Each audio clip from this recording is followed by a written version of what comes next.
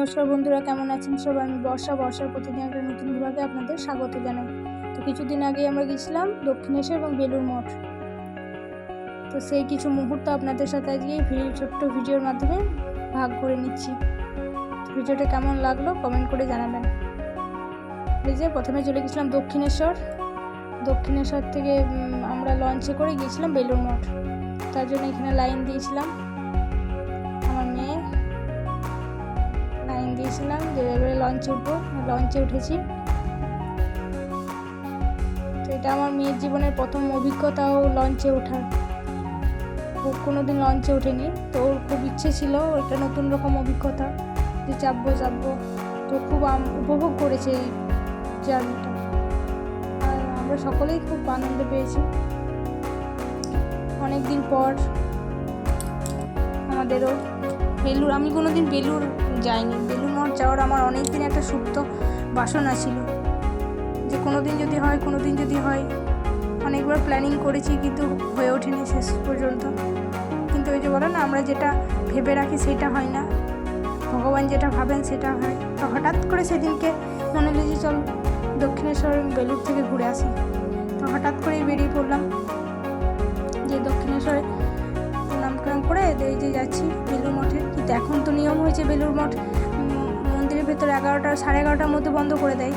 আর আমরা বাড়ি থেকে বেরিয়েছি প্রায় 9টা সাড়ে 9টার দিকে বাড়ি থেকে বেরিয়েছিলাম। এবার কী জানি দর্শন পাবো কি না পাবো, মনের মধ্যে একটা দ্বন্দ্ব নিয়ে যাচ্ছিলাম। মনে মনে ডাকছিলাম যেন দর্শন পেয়ে যাই, খুব মন প্রাণ জুড়িয়ে যাবে, এত কষ্ট করে এলাম। যাই হোক, দক্ষিণেশ্বর মায়েরও খুব ভালো দর্শন পেয়েছি, মা ভবতারিণী। আর এখানেও বেলুড় মঠেও খুব ভালো দর্শন হয়েছে শ্রী ঠাকুরের। আমার অনেক দিনের ইচ্ছে ছিল একবার যাব বেলুড়।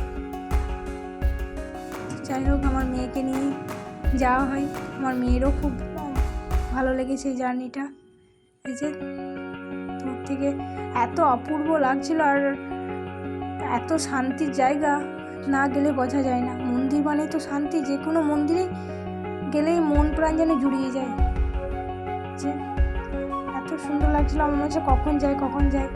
তো 11:30টার মধ্যে যেহেতু বন্ধ হয়ে যায়, তো আমরা প্রায় পৌঁছলাম তখনই 11:30 পেরিয়ে গেছে। তো আমাদেরকে এক সিকিউরিটি দাদা ডেকে বললো, আপনারা কি যাবেন? তাহলে তাড়াতাড়ি যান। তো আমরা সে কোনোরকম দৌড়াতে মন্দিরে প্রবেশ করলাম। তো এই যে বলে না যে দর্শন প্রভু আমাদেরকে দেবে, তাহলে কে আটকাবে? ওই তো যে আরও কিছুক্ষণ থাকার ইচ্ছে ছিল, কিন্তু এত গরম আর বেশিক্ষণ থাকতে পারিনি। আর একবার যাওয়ার ইচ্ছে আছে, আর একবার যাবো, তখন আপনাদেরকে সাথে নেব।